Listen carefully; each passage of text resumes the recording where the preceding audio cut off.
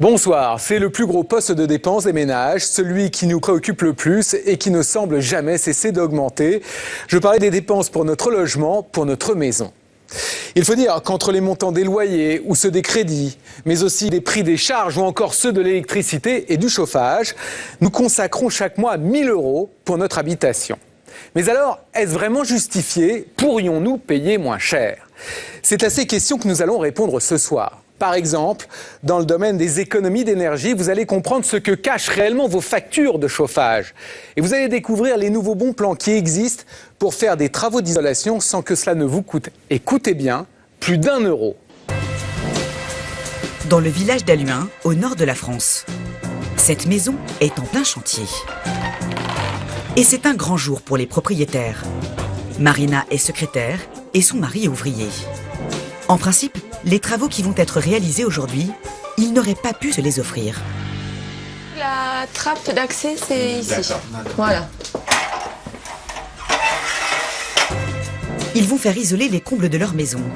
Et pour ça, ils ont fait appel à Alexandre et Hervé, des artisans spécialisés. C'est plus trop bien isolé. Comme vous pouvez voir, la laine de verre fait plus de 2 cm. Donc on va rajouter 230 mm de laine soufflée. Ce genre de travaux, ça peut rapidement coûter assez cher. Il faut mettre en place toute une installation, des mètres de tuyaux, une soufflerie et des kilos de laine soufflée. Vous voulez monter voir? Ah bah oui, je veux bien. Allez-y. Vous avez fini, tout s'est bien passé? Après 2 heures de travail, c'est terminé. Les 55 mètres carrés de comble de Marina ne laisseront plus passer le froid. Ah, il y a une sacrée couche quand même. 23 cm. Ah ouais, dis donc. On l'a Alors, déjà super, génial. C'est comment? Ah ben, c'est tout blanc. En général, ce genre de travaux, cela monte facilement à 2 000 €.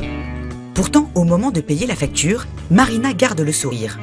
Car en faisant appel à ses artisans, elle sait qu'elle va avoir droit à une ristourne exceptionnelle.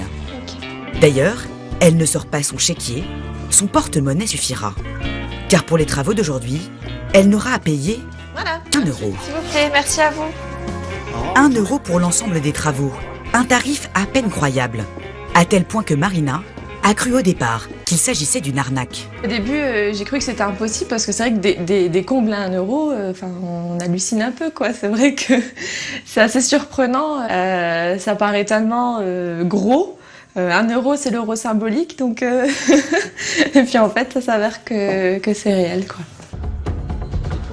En 2 ans, l'offre à 1 euro a déjà profité à 3 500 ménages en France.